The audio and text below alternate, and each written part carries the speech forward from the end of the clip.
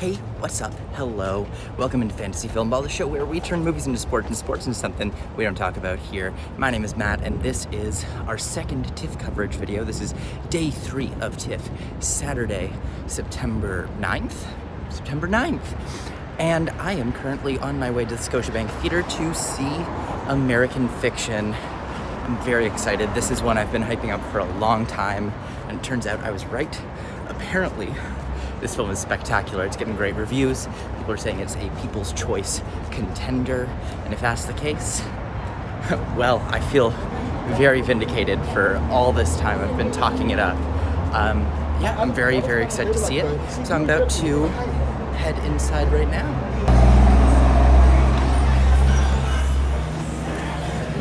Bag. Thank you.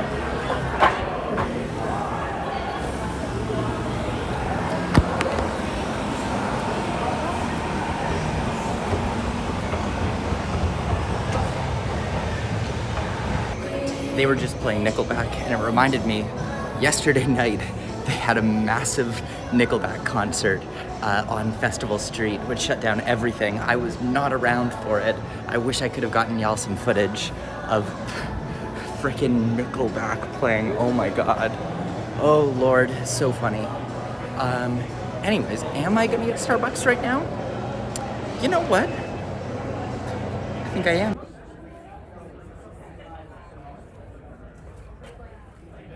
Now seated for American Fiction. Also, side note, my mom's here again, so you're gonna get her ticket as well very soon. Yeah, honestly, American Fiction's great. It's like, this is not a derogatory thing. It's like a 90s Woody Allen movie in terms of like tone. It's very middle brow. It feels a little bit like Hannah and her sisters level stuff, which is, you know, it's smart, it's witty, and has some like academic vibes to it.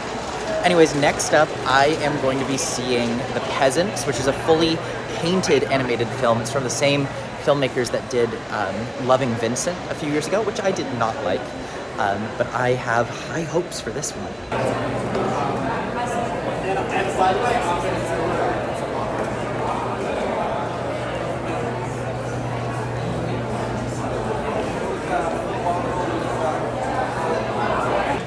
All right, so I just saw The Peasants, animated film from Poland, fully painted.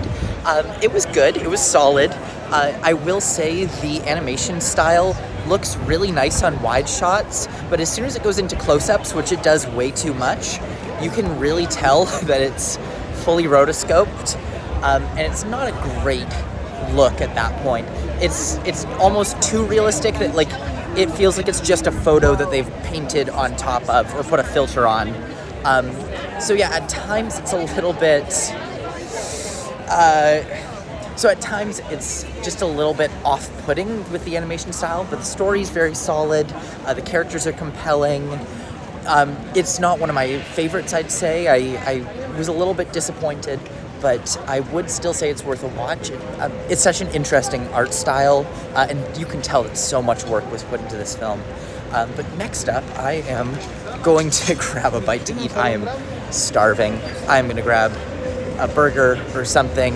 Okay, so we just got out of American Fiction, and it was wonderful. It was really good. Funny, intelligent, just so clever, and so real. Yeah, it was awesome. It's just like, it's very funny in a very frustrated way. Yeah. Like it's a movie about someone who is deeply frustrated with the state of art, and the movie itself is also very frustrated. And it's just funny. It's intelligent. It's good. It's really well written. Very, really also, well written. Some of the best writing I've I love seen Jeffrey in a while. Wright in general.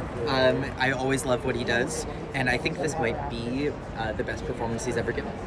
He's really good. You're right. I agree. It was incredible. Yeah, it's amazing, just nuanced performance. I think he's the standout in the movie. But it's one of those movies that it's a crowd pleaser that has really everything you could want. It's funny. It's filled with joy, but it's also filled with tragedy. It hits all of those moments, and it just feels very authentic to just life in general, and it's about family and about the hardships of family and the hardships of being an artist and being frustrated that what you want to say is not being appreciated. Yeah, great movie. Very, very good. Do you think it could win the People's Choice Award? Yes. I do too. It has my vote. I'm gonna vote for it too. But yeah, it's one that I really think could. I don't know. I think it could win. Yeah. There's still a lot that we haven't seen yet, but I think this is the first film that I've seen that I think could touched all win. the points. Yeah, I've never heard a more enthusiastic press audience, is what I'd say. Exactly. They don't usually applaud. Yeah, normally it was thunderous. Yeah, normally it was just so funny. I mean, so many really funny Hollywood references. The press audience really. There was one press and industry. There was one joke about Hollywood in there that brought down the house. Yeah. Yeah. It just had like everyone losing it. Hollywood is run on book reports. Yeah, it was really, really good, and highly recommend.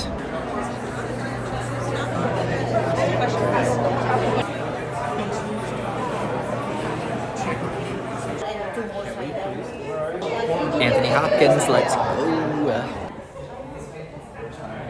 Wow, this is.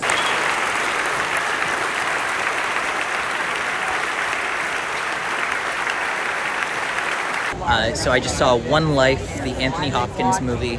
I'm just gonna say, a very basic movie with an incredible ending. It's the true story of a man who saved over 600 children from the Nazis in Czechoslovakia. It is a really touching story, but that said, they don't do a whole lot with it in the movie. It all leads up to this conclusion on a TV show, which is so emotional. It's so beautiful. But the movie doesn't, like, outside of that, it's really nothing at all. It's just kind of like, it is what it is. That said, the screening itself was amazing. When the film ended and everyone was crying because it's such a beautiful ending to the story, the director came out and he had people in the audience stand up who were connected to the story. And that was incredible because there was like 30 to 40 people who just stood up and who were a part of this, who were related to people who were alive because of this man. So it was a really moving screening experience. Honestly, I think like after the movie was better than the movie itself. It was just a really stunning moment.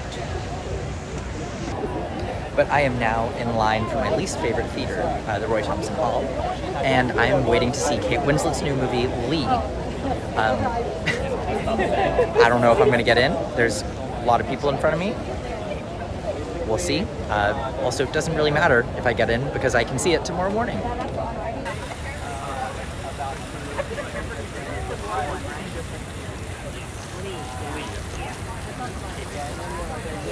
By the way, side note about this theater, reason why I don't like it, it's a concert hall, it's very circular, so like there's a big chance that you're seated to a point in the side where you're like basically looking at the screen diagonally.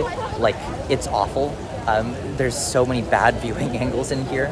And not just that, this is the one venue always that like does not have Q&As, no matter what. So it just a lot of the time feels like a waste of your money because everywhere else, if the celebrities are there, they'll do a Q&A. Here, never. Roy Thompson Hall is just like, honestly, has always felt like a bit of a waste to me. It's by far, in my opinion, the worst venue in the festival. It's beautiful though. Cool looking. But I'm always disappointed here. Done it again. It's like 20 minutes late, but like, God, we'll see. Oh well. All right, going into Lee. You're coming back out.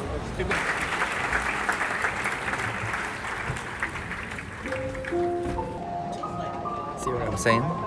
Diagonal view. I'm asking you, because I know this story took some time to tell, years. What was it that kept you going as you were facing obstacles, financing, whatever it was that was getting in the way of getting the film made? What was it about Lee Miller's story that kept you going?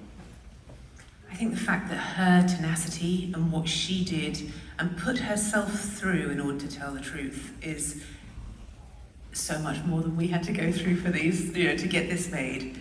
And, you know, as you testify, when someone has seen all of that, you can't let it go, and it will be with you forever. And I think we have to just keep going till we manage to tell that story and make sure that enough people see it. Okay, Lee, starring Kate Winslet, just finished, just got out of the world premiere. It's good. Kate Winslet's great in it. I mean, as expected, it's like a very Golden Globes-y. We've been making the joke all year long that she's just gonna get a Golden Globe nomination for this, whether she was good or not. I still believe that. She was good. She wasn't great. Nothing about the film was really great. It was just like, yeah, that was a solid way to spend 2 hours. It passed the time. I learned some things. The film is mostly like Kate Winslet's character, Lee Miller, just like girl bossing her way across Europe in World War II. There's a lot of those kind of moments of like, ooh, yeah. But there's some really impactful stuff in the story. There's nothing that was like unique or special or new or unlike what I've seen in the past. But it was definitely solid. Not something I think anyone's really gonna remember past award season, but it was still good enough. Next up is Pictures of Ghosts, which is a Brazilian film that I'm gonna be watching like 9:40. But until then,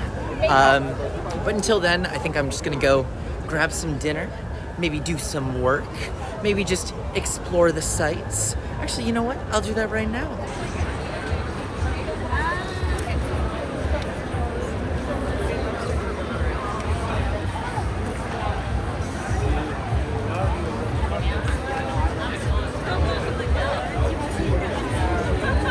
Okay, in the last video, I had previously said that TIFF feels different this year because the crowds aren't very crowdy.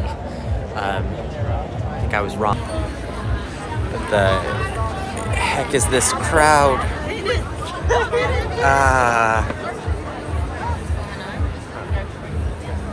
Here, we'll stop. I don't know who's over there, but sometimes at TIFF, you just have to accept that you're gonna be stuck standing on the sidewalk, wondering why no one's moving. No one's moving. I just kind of have to force myself through. Oh my god. I hate crowds. Jesus Christ.